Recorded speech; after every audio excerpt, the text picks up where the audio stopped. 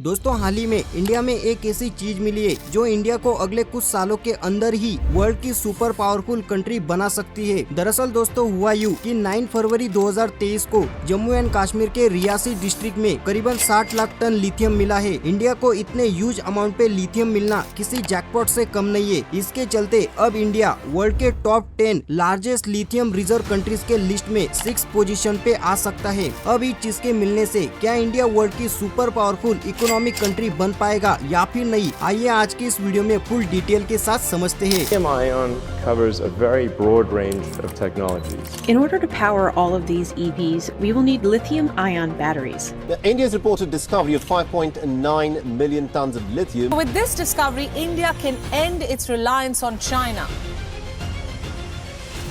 सबसे पहले दोस्तों ये जानना जरूरी है कि लिथियम मिलना किसी जैकपॉट के बराबर क्यों माना जा रहा है। दरअसल दोस्तों जिस तरह से क्रूड ऑयल को ब्लैक गोल्ड कहा जाता है उसी तरह से लिथियम को व्हाइट गोल्ड कहा जाता है, क्योंकि आज के समय लिथियम का यूज बहुत ज्यादा किया जाता है, जैसे मोबाइल या फिर लैपटॉप की बैटरीज को बनाने के लिए किया जाता है। साथ ही अभी के समय मार्केट में जो ईवी व्हीकल्स यानी कि इलेक्ट्रॉनिक व्हीकल्स आ रही है उनकी बैटरीज को भी इसी लिथियम से बनाया जाता है। और इसके अलावा ये बात तो आप सभी बहुत अच्छे से जानते होंगे कि आने वाले समय में सभी तरफ इलेक्ट्रॉनिक व्हीकल्स ही यूज किए जाएंगे और इस वजह से लिथियम की डिमांड आने वाले समय में डेफिनेटली बहुत ज्यादा बढ़ जाएगी। अब इस बात से आप आसानी से अंदाजा लगा सकते हैं कि फ्यूचर में जिस देश के पास ज्यादा लिथियम मौजूद होगा वो देश ही ज्यादा पावरफुल रहेगा। और ऐसा ही कुछ हमें ऑयल के साथ भी देखने को मिलता है, क्योंकि आज के समय जिस देश के पास ऑयल ज्यादा है वो देश ज्यादा पावरफुल है, जैसे Saudi Arabia, Russia, China, Iran, US जैसी टोटल 73 कंट्रीज इसमें शामिल है। उसी तरह से फ्यूचर में जिन देशों के पास ज्यादा लिथियम होगा वो देश ज्यादा पावरफुल रहेंगे। और इसमें करंट लिथियम रिजर्व के आंकड़ों के अनुसार मोस्टली ये कंट्री शामिल होगी, जैसे Bolivia 21 million tons, Argentina 19 million turns,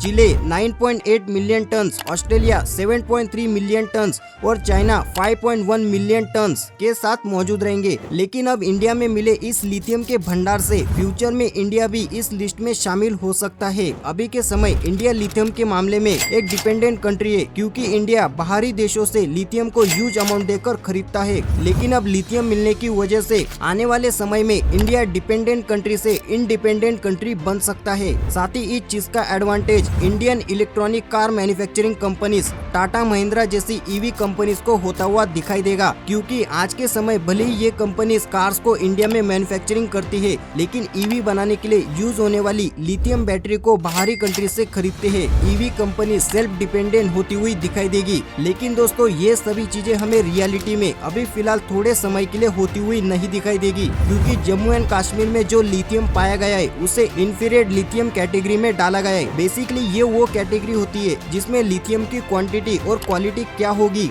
उसे यूज में लाने के लिए कितना कॉस्ट लगेगा और वो कितना यूज किया जा सकता है, इन सभी चीजों का सिर्फ और सिर्फ अंदाजा लगाया जाता है। और वही लिथियम को नॉर्मली यूज में लाने के लिए उसे कई स्टेजेस से होकर गुजरना पड़ता है और इस प्रोसेस में मिनिमम 5 से 6 सालों का समय लग जाता है। और इसके अलावा दोस्तों इस लिथियम को प्रोसेस में लाना इतना भी आसान नहीं है, क्योंकि जम्मू एंड कश्मीर एक ऐसा प्लेस है जो लैंड सब्सटेंस जोन में आता है, यानी कि अगर इस जगह पर ज्यादा मात्रा में लिथियम माइनिंग की गई तो यहाँ पर हमें जोशीनाथ जैसे लैंड सब्सटेंस देखने को मिल सकते हैं। इन शॉर्ट दोस्तों जम्मू एंड कश्मीर में मिले इस लिथियम को इस प्रकार यूज करना पड़ेगा जहाँ पर हमें इस चीज के एडवांटेजेस और डिसएडवांटेजेस इक्वल देखने को मिले। अब दोस्तों आपको ये जानकारी कैसी लगी कमेंट में लिखकर जरूर बताइए, और फ्यूचर में ऐसी वीडियोस को देखने के लिए चैनल को सब्सक्राइब करना ना भूले। तो मिलते हैं दोस्तों नेक्स्ट वीडियो में अब किसी और टॉपिक के साथ।